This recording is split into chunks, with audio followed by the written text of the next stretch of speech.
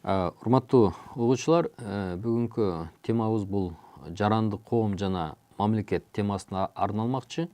Анткени бүгүнкү күндөгү эң актуалдуу темалардын бири бул кыргыз коомчулугунда жарандык коомдун түптөлүшү, курулушу жана жарандык коомдун толук кандуу функционалашы өтө актуалдуу жана талкууланган темалардын бири.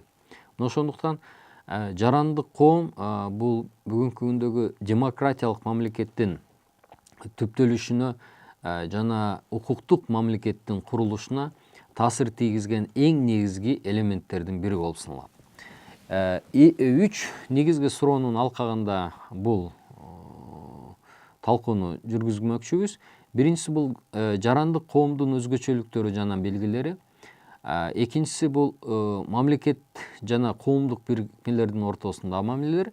Жана үчүнчүсү бул мамлекет жана саясий партиялардын ортосундагы мамилелер жана ушул мамилелердин натыйжасында жарандык коомдун түзүлүшүнүн өзгөчөлүктөрүн токтолуп кетмекчибиз. Эми жарандык коомдун өзгөчөлүктөрү жана белгилери дегенде эмнени биз түшүнөбүз? Эң ириде мамлекет коомдук иштин башкаруучу органы, демек коом менен бир бүтүн баягы кароого болбойт. Алардын ортосунда, мамлекет жана жарандык коомдун ортосунда тарыхый өнүгүү процессинде калыптанган өтө татаал жана карама каршылыктуу мүнөзгө ээ бирдиктүү өз ара байланышы бар. Мамлекет менен коомдук байланыштын түпкүлүктүү маанисинде мамлекеттин ыйгарымдуу укуктарынан сырткары коомдун иштерине кийлигишүүсүн чектөө жана коомдун демократиялык принциптердин негизинде жашоого умтулуусу жатат. Мамлекет менен коомдун ортосунда пикир келишпестик же карама каршылыктар алардагы ажырымдын тереңдешине, мамлекеттик органдар менен калктын ортосунда кандуу кагылыштарга алып келген. Ошондуктан алардын ортосундагы маселелерди тынчтык жолу менен чечүү, өз ара түшүнүшүүгө жетишүү өлкөдө негизги маселе болуп калган жана боло берет. Ошондуктан мамлекет жана коомдун ортосундагы байланышты идеалдаштыруу өлкөдө граждандык коомду куруу менен ишке ашырылышы мүмкүн.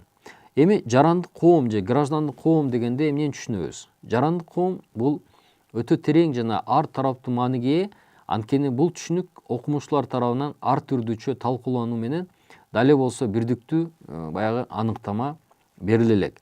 Бирок жарандык коом жөнүндөгү идеялар, жанын өзгөчөлүктөрү жөнүндөгү теориялар Аристотельдин саясат эмгегинде, Платондун мамлекет эмгегинде жана башка байыркы грек окумуштууларынын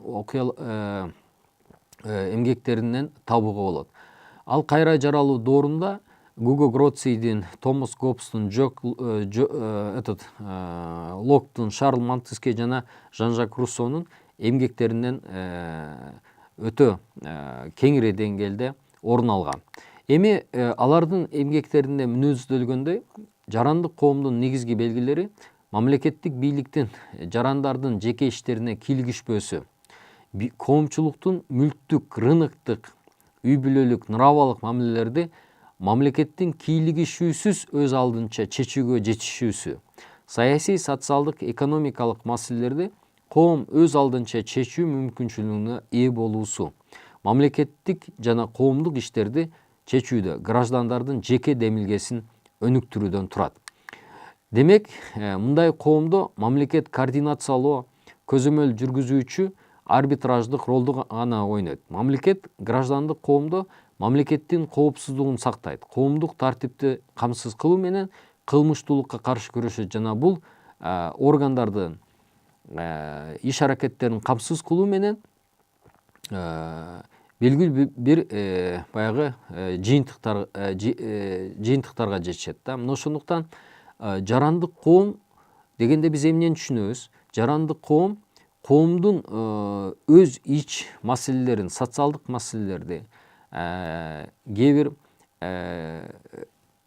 илимди өнүктүрүү, саламаттыкты сактоо, билим берүү маселелеринде өз алдынчалуулукка жетишүү менен мамлекеттин функциясын, мамлекеттин ишмердүүлүгүн мына ошол тармактарда коом өз мойнуна алуусунан турат.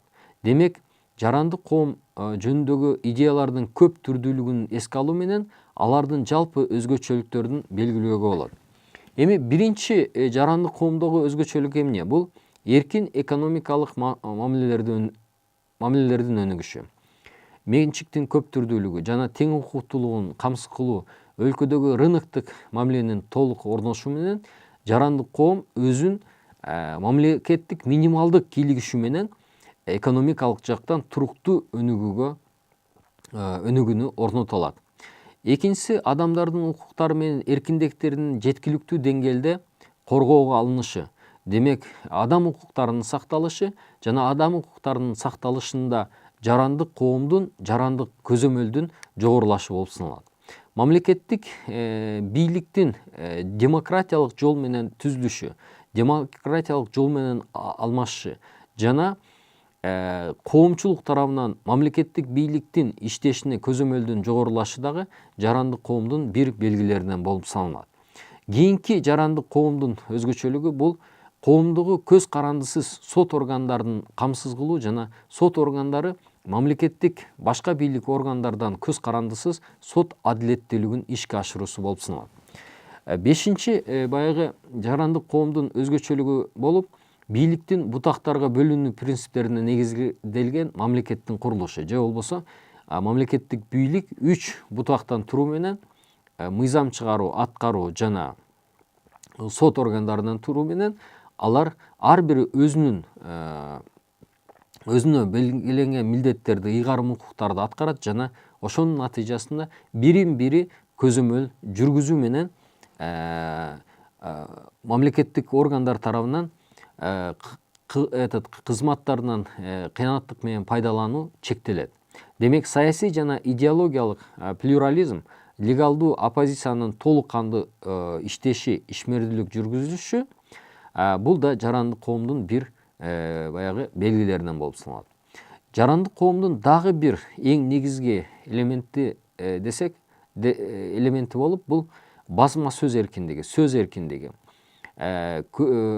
ойлордун көп түрдүүлүгү жана алардын өз алдынча өнүгүшү болуп саналат.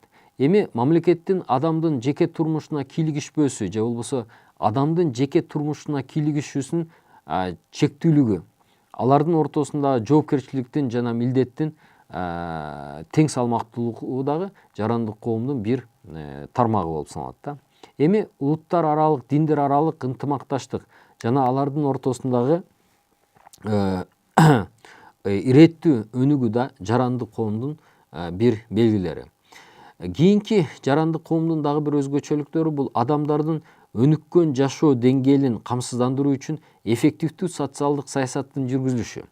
Демек, граждандык коомдун курулушунда жетишиле турган ишмердүүлүк чөйрөсү негизинен 3 багыттан турат.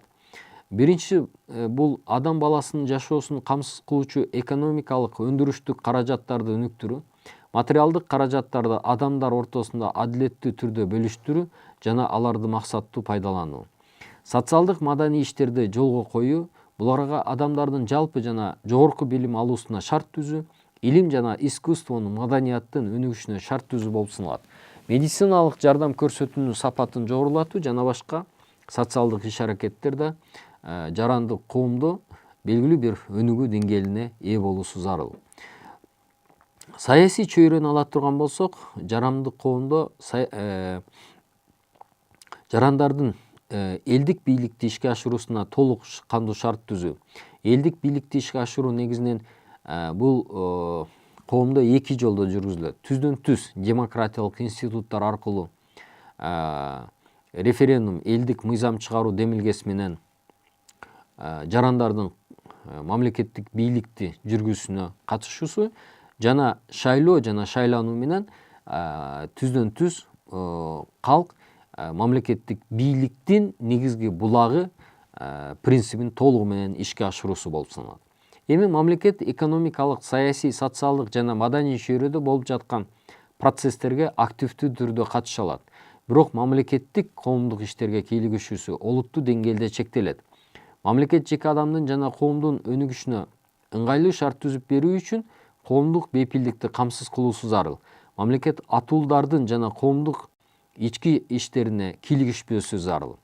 Бирок жарандык коомдо мамлекеттин коомдук иштерге кийлигишүүсүнүн чегин так аныктоодо өтө кыйын бир маселелердин бири болуп саналат да.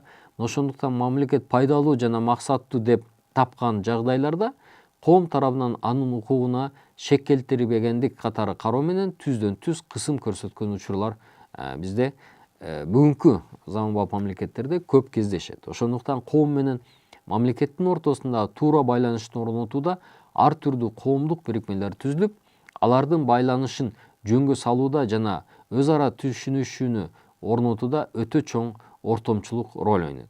Анткени коомдук бирикмелер коом менен мамлекеттин ортосунда байланышта арачылык ролду ойношот. Аларга профессионалдык, чыгармачылык, маданий, спорттук союздар, кыймылдар жана диний бирикмелер кирет.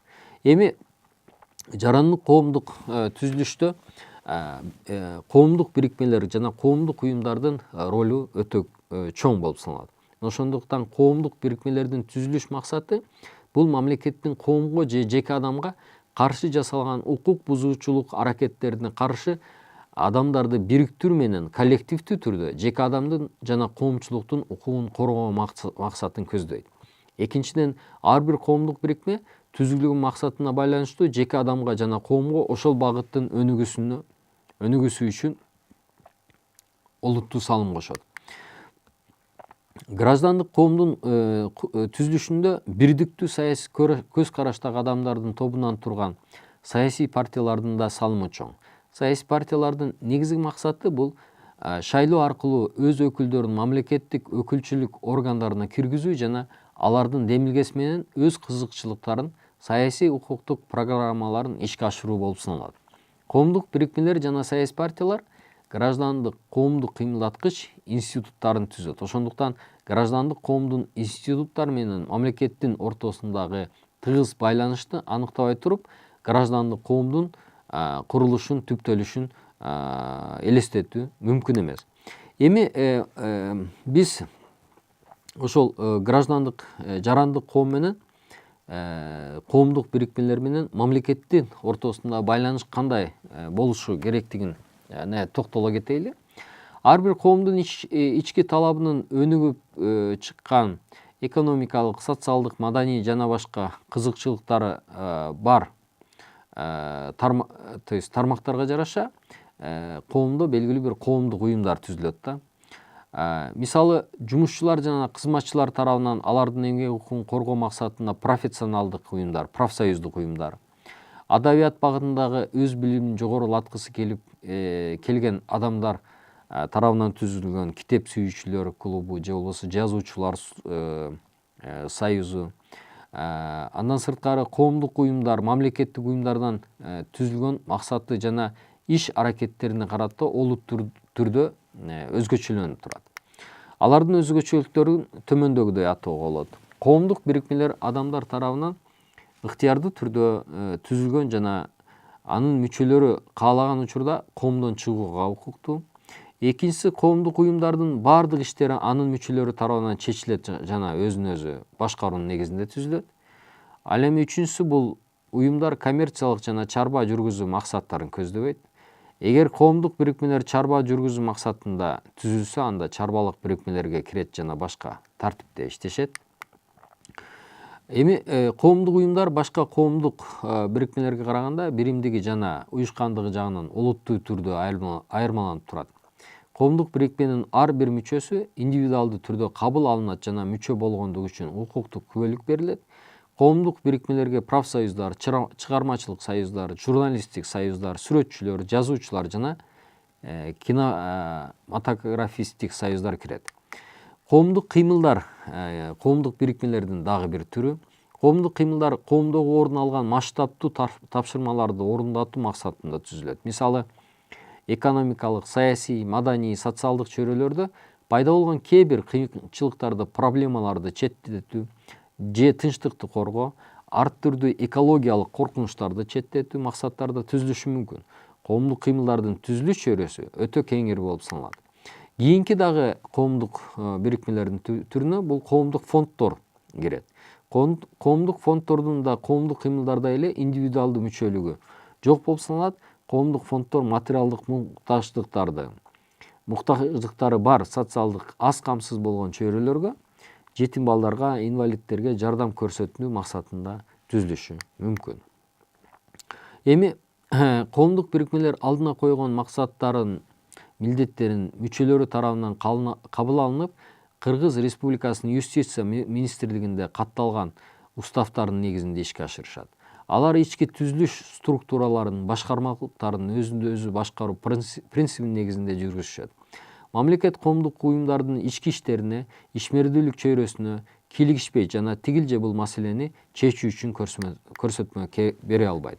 Кээ бир коомдук уюмдар белгилүү бир корпоративдик топтун кызыкчылыгын коргоо менен коомдун жана мамлекеттин коопсуздугуна коркунуч келтириши мүмкүн. Ошондуктан мамлекет жалпы калктын кызыкчылыгын коргогон укуктук режимди камсыз кылуу үчүн коомдук бирикмелердин ишмердүүлүгүнүн негизги укуктук тартибин жана чегин аныктайт. Алар ошол тартиптин жана чектин ичинде гана иш алып барууга укуктуу. Эми ушуга байланыштуу мамлекет мыйзамдуулук нормалары аркылуу коомдук бирикмелердин түзүлүш жана аларды каттоо тартибин, алардын сырткы жана ички уставтарындагы негизги талаптарды бекитет жана аларды жоюуну жолго коет. Коомдук уюмдардын ишмердүүлүгүнө көзөмөл төмөндөгүдөй жүргүзүлөт. Биринчиси бул устав же программалары Кыргыз Республикасынын конституциясына жана мыйзамдуулук нормаларына карама-каршы келген коомдук уюмдарды каттоодон баш тартат. Экинчиси бул мыйзамды бузууга жол берген же уставдын негизинен сырткары иш алып барган коомдук уюмдарга эскертүү берилиши мүмкүн. Үчүнчү, өзгөчө кырдаал учурунда кээ бир коомдук уюмдар өз ишмердүүлүгүн убактылуу түрдө токтотот. Мамлекеттик түзүлүш жана коопсуздугуна коркунуч келтирген коомдук уюмдардын иштерине мамлекет тарабынан тыюу салынат. Коомдук уюмдардын жана бирикмелердин ишмердүүлүгү укук коргоо органдарынын кайрылуусунун негизинде соттун чечиминин аркасында токтотулат. Ишмердүүлүгү токтотулган коомдук уюмдар же бирикмелер сот чечимине нааразы болсо, жогорку инстанциядагы сотторго арыз менен кайрылууга укуктуу болуп саналат. Эми жарандык коомдун түзүлүшүнө дагы бир чоң салым кошкон уюмдардын бири бул саясий партиялар болуп саналат. Саясий партияларда коомдук уюмдардын катарына саясий системада өзгөчө орунду ээлейт. Анткени коомдук бирикмелердей эле саясий партияларда ыктыярдуу түрдө өзүн өзү башкаруучулук принципте түзүлүп, коммерциялык ишмердүүлүктөн алыс болушат. Саясий партиялардын өзгөчөлүгү бул бир саясий көз карашты жактаган атуулдардын саясий процесстерге жана мамлекеттин башкаруу иштерине катышуусу үчүн уюшкан бирикмеси болуп саналат. Алардын негизги максаты белгилүү бир саясий көз караштардын өлкөдө үгүттөө жана пропагандалоо менен өз катарларына коомчулуктун калың катмарын тартуу болуп саналат. Шайлоолор аркылуу өкүлчүлүк органдарга, мамлекет башчысын, парламентке жана жергиликтүү өзүн өзү башкаруу органдарына катышуу, көпчүлүк өкүлдөрүнүн шайланышына жетишүү, мамлекеттик органдарга шайланган өкүлдөр аркылуу саясий программаларын мамлекеттик деңгээлде турмушка ашыруу болуп саналат. Эми саясий партиялар коомдук мамлекеттик саясий иштерге катышуу максатында бирдей кызыкчылыкты көздөгөн атуулдардын ыктыярдуу түрдө түзүлгөн коомдук бирикмеси болуп саналат. Саясий партиялардын негизги максаты мамлекеттин бийликке жана ал аркылуу өз саясий укуктук багытын өлкөгө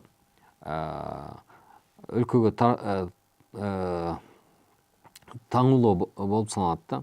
Ошондуктан демократиялык принциптердин негизинде түзүлгөн көп түрдүү идеологиянын жана ар түрдүү ойлордун өнүгүшүнө шарт түзгөн заманбап мамлекеттерде саясий партиялар төмөнкү укуктарга ээ. Биринчиси бул өз мамлекетинде же чет өлкөлөрдө дүйнөлүк цивилизациянын түзүлүшүн аныктап, саясий экономикалык, саясий укуктук багыттагы ар түрдүү теорияларды, идеяларды иштеп чыгууга, көз караштарын коомдун талкуусуна, ой толгоосуна сунуш кылуу болуп саналат. Экинчиси бул өз идеяларын жана көз караштарын коомчулук арасында эркин үгүттөөгө, ал үчүн массалык маалымат каражаттарын пайдаланууга. Ал эми үчүнчүсү партиялык программалардын жана доктриналардын негизинде өз идеологиясын практикалык чөйрөдө колдонууга. Ал эми мына ошол эле саясий партиялар саясий көз караш жана багыты жагынан бир нече бөлүккө да бөлүнөт. Мисалы көпчүлүк мамлекеттерде коомчулуктун калың катмарынын колдоосуна ээ болгон партиялардын бир бөлүгүн солчул партиялар түзөт.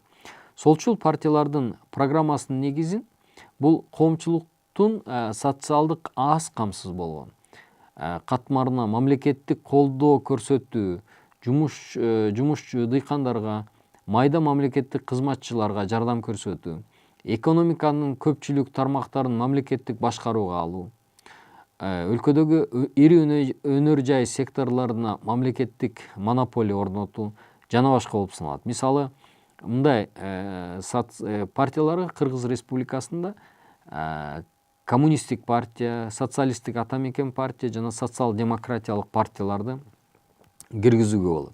Эми саясий агымдын экинчи багытын жетектеген партияларды борбордук оң көз караштагы партиялар деп атоого болот. Алар негизинен өлкөдөгү жеке менчик секторун өнүктүрүүгө, экономикалык тармакта мамлекеттик монополияны чектөөгө, жерге жеке менчиктүүлүк укугун өнүктүрүүгө, жеке ишкердүүлүктү өнүктүрүү үчүн аларга болгон салыкты кыскартууга жана экономикада адамдардын жеке демилгелерин колдоого алууга жетишүү болуп саналат. Саясий агымдын үчүнчү багытын коомдогу ортого чыккан маанилүү проблемаларды четтетүү үчүн күрөшкөн саясий партиялар кирет. Мисалы, мындай партияларга эл аралык жашылдар партиясы, экологиялык партиялар кирет. Алар экологиялык ар түрдүү кырсыктарды алдын ала күрөшүүгө, курчап турган айланыч чөйрөнүн тазалыгын камсыз кылууга, жаратылыштын булганышына алып келүүчү өнөр жайларын азайтууга жана адамдардын экологиялык укуктарын камсыз кылууга иш аракеттерин багытташы мүмкүн. Мына ошондуктан ар бир өлкөдө расмий уставы конституциялык нормалардын талаптарына жооп берген, бирок жасаган иштери коомдук, улуттук жана диний көз караштары боюнча бөлүп жарууга алып келген маргиналдык партиялар да жок эмес. Мисалы, Франциядагы Улуттук элдик фронт, Франциядагы француздардын үстөмдүүлүктүү укугун камсыз кылууга, француздардын гана мамлекети деген урандын алдында өлкөдө жашаган этникалык африкалыктарды өлкөдөн кууп чыгууга, өлкөдөгү этникалык тазалоону ишке ашырууга чакырган ар түрдүү популисттик идеялар менен да белгилүү. Мына ушундай партиялар бардык эле демократиялык мамлекеттерде да демократиялык мамлекеттерге да мүнөздүү болуп саналат жана мындай партиялар кээ бир учурда коомдо белгилүү бир кагылыштарга, социалдык ажырымдарга шарт түзүшү мүмкүн. Бирок саясий агымдардын дагы бир түрү болуп, бул саясий жашыруун топтор эсептелет.